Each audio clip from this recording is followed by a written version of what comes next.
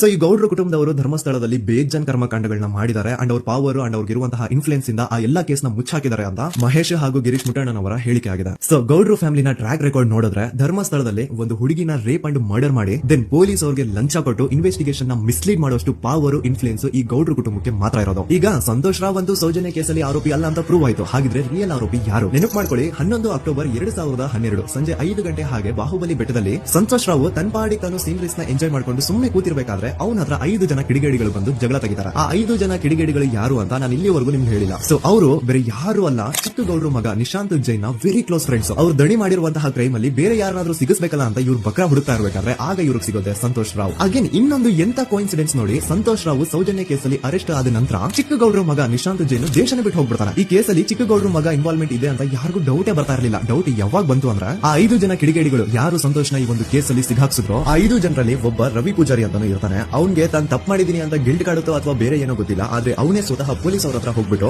ಸೌಜನ್ಯ ಕೇಸಲ್ಲಿ ನಿಜವಾದ ಆರೋಪಿ ಸಂತೋಷ್ ಅಲ್ಲ ಕಂಡ್ರು, ಅವನ ಸುಮ್ಮನೆ ಸಿಗಾಕ್ಸಿರೋದಷ್ಟೇ, ನಿಜವಾದ ಆರೋಪಿಗಳು ಚಿಕ್ಕಗೌಡ್ರ ಮಗ ನಿಶಾಂತ್ ಜೈನ್ ಅಂಡ್ ಅವ್ನ ಫ್ರೆಂಡ್ಸ್ ಸೂರಜ್, ಕಿರಣ್ ಅಂಡ್ ಕಣ್ಮಣಿ ಅಂತ. ಈ ಎಲ್ಲಾ ವಿಷಯನ ರವಿ ಪೂಜಾರಿ ಪೊಲೀಸ್ ಅವರು ತಿಳಿಸ್ತಾನೆ. ಅಗೇನ್ ಎಂತ ಒಂದು ಕೋಇನ್ಸಿಡೆನ್ಸ್ ನೋಡಿ, ಈ ವಿಷಯಗಳನ್ನ ಊರಿನ ಜನರ ಮುಂದೆ ಹೇಳಿದಂತಹ ರವಿ ಪೂಜಾರಿ ಆಕಸ್ಮಿಕವಾಗಿ ಸತ್ತು ಹೋಗ್ಬಿಡ್ತಾನೆ. ಇವ್ನು ಹೇಳಿದ್ದು ನಿಜ ಅಂತ ಜನರಿಗೆ ಯಾವಾಗ ಕನ್ಫರ್ಮ್ ಆಗುತ್ತೆ ಅಂದ್ರೆ ಸೌಜನ್ಯಗೆ ತುಂಬಾ ಹತ್ರವಾದವರು ಒಬ್ರು ಯಶೋಧ ಅನ್ನೋರು ಕೋರ್ಟ್ ಅಲ್ಲಿ ಬಂದ್ಬಿಟ್ಟು ಸೌಜನ್ಯ ಕೊಲೆ ಆಗಿದ್ದ ದಿನ ಆ ಒಂದು ಸ್ಪಾಟ್ ಅಲ್ಲಿ ನಾನು ಈ 3 ಜನರನ್ನ ನೋಡಿದ್ದೆ ಅಂತ ಸಾಕ್ಷಿ ಹೇಳ್ತಾರೆ. ಈಗ ಎಲ್ಲಾ ಡಾಟ್ಸ್ ನ ಕನೆಕ್ಟ್ ಮಾಡ್ತಾ ಹೋದ್ರೆ ಸೌಜನ್ಯ ಕೇಸ್ ಒಂದೇ ಅಲ್ಲ, ನಾರಾಯಣ ಹಾಗೂ ಯಮುನಾ ಕೇಸಲ್ಲೂ, ವೇದವಲ್ಲಿ ಕೇಸಲ್ಲೂ, ಆ ಬ್ಯಾಂಕ್ ಮ್ಯಾನೇಜರ್ ನ ಕೇಸಲ್ಲೂ ಹಾಗೂ ಪದ್ಮಲತಾ ಕೇಸಲ್ಲೂ ಸೀದಾ ಡೈರೆಕ್ಟ್ ಡೌಟ್ ಬರೋದೆ ಊರಿನ ಗೌಡ್ರ ಮೇಲೆ. I really want to appreciate Kudla rampage YouTube channel, third eye YouTube channel, Girish ಮುಟ್ಟಣ್ಣನವರು ಸರ್ ಹಾಗೂ ಮಹೇಶ್ ಅವರು ಅಂಡ್ ಆಲ್ ಅದರ್ಸ್. ಇವರ ಕಾನ್ಸ್ಟೆಂಟ್ ಎಫರ್ಟ್ಸ್ ಇಂದಾನೆ ಸತ್ಯ ಏನಂತ 1 by 1 ಹೊರಗೆ ಬರ್ತಿದೆ and they are trying their level best to catch real criminals. At present Sowjanya case ಬಗ್ಗೆ ಅಪ್ಡೇಟ್ ಏನು ಅಂತಂದ್ರೆ ಹೈಕೋರ್ಟ್ ವರೆಗೂ ಈ ಒಂದು ಕೇಸ್ ಹೋಗಿದೆ ಅಂಡ್ ಈ ಕೇಸಲ್ಲಿ ಈಗ ಇನ್ನೊಮ್ಮೆ ಮತ್ತೆ ಫ್ರೆಶ್ ಆಗಿ ರೀ ಇನ್ವೆಸ್ಟಿಗೇಷನ್ ಸ್ಟಾರ್ಟ್ ಆಗಬೇಕು ಅಂತ ಹೋರಾಟ ನಡೆದಿದೆ.